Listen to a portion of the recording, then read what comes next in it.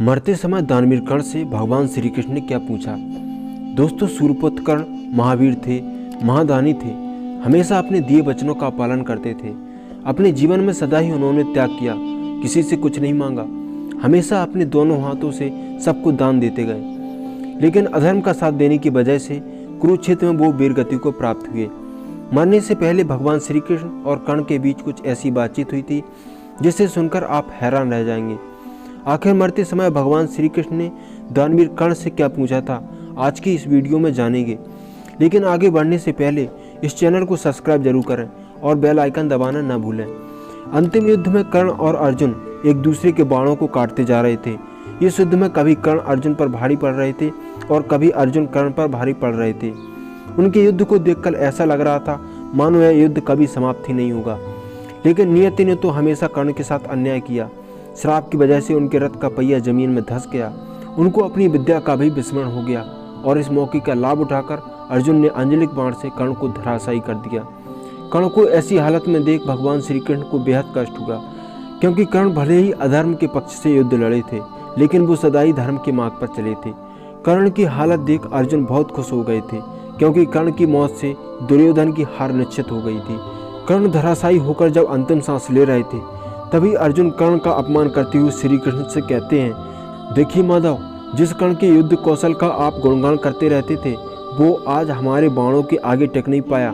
देखिए, वो मेरे बाणों से घायल होकर मृत्यु के द्वार पर पहुंच चुका है। ये सुनकर श्री कृष्ण मुस्कुराकर अर्जुन को बोले, पार्थ, तुम्हें भी पता है कर्ण का वध सिर्फ तुमसे नहीं हुआ है, उसके श्राप और मेरी बुद्धि से भी हुआ है। अगर मैं और पवन पुत्र हनुमान तुम्हारे रथ पर विराजमान नहीं होते तो तुम कर्ण को जीत नहीं पाते। कर्ण की दान देने की आदत को पहचानो और इस विजय को भी उसका दान ही समझो। यह सुनकर अर्जुन का अभिमान जाग गया और अर्जुन ने श्री कृष्ण से कहा, अगर कर्ण सच में दानवीर होता तो धर्म उसकी रक्षा करता, लेकिन देखिए कर्ण मरने ही वाला है, तो कहाँ गया उसका दान पुण्य। अर्जुन की यह बात सुनकर भगवान ने एक लीला रचने के बारे में सोचा। कर्ण की अंतिम परीक्षा लेने के लिए भगवान श्री कृष्ण और अर्जुन ने एक ब्राह्मण का वेश धारण करके कर्ण के पास पहुंचे। उनको देखते ही कर्ण ने उन्हें प्रणाम किया और कहा कि हे ब्राह्मण देव, आपका स्वागत है, कहिए मैं आपकी क्या सेवा कर सकता हूँ। ये सुनकर भगवान श्री कृष्ण बोले, हे अंगराज, मैं आपके पास दान की आशा लेकर आया था, लेकिन मुझे आपकी ऐसी स्थिति का ज्ञान नहीं था, इसलिए मैं यहाँ से खाली हाथ ही लौट जाता हूँ। दोस्तों, कर्ण अपने द्वार से किसी को खाली हाथ नहीं लौटने देते थे और अंतिम क्षण में भी कर्ण दान देने से पीछे नहीं हटे। भगवान श्री कृष्ण द्वारा सोने के दांत को दान में मांगने पर कर्ण ने पास पड़े एक पत्थर से अपने दांत पर प्रहार किया और उसे तोड़कर ब्राह्मण को देते हुए कहा कि हे ब्राह्मण देव, अपना दान स्वीकार कीजिए। दानवीर कर्ण की दानशीलता देख अर्जुन की आंखें नम हो गईं।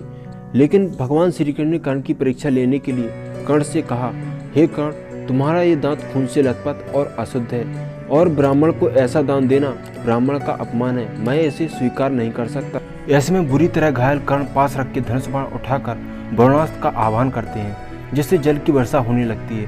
कर्ण वर्षा के पानी से दांत को धुलकर पूरी तरह शुद्ध करके ब्राह्मण को देते हैं। महादानी कर्ण की दानवीरता को देखकर श्री कृष्ण और अर्जुन हैरान रह गए और ब्राह्मण का वेश त्याग कर अपने असली रूप में आ गए। भगवान श्री कृष्ण ने कर्ण से कहा, हे महादानी कर्ण, तुम्हारे जैसा दानवीर न आज तक हुआ है और ना ही भविष्य में होगा। तुम्हारी दानवीरता की कीर्ति संसार में सदा अमर रहेगी।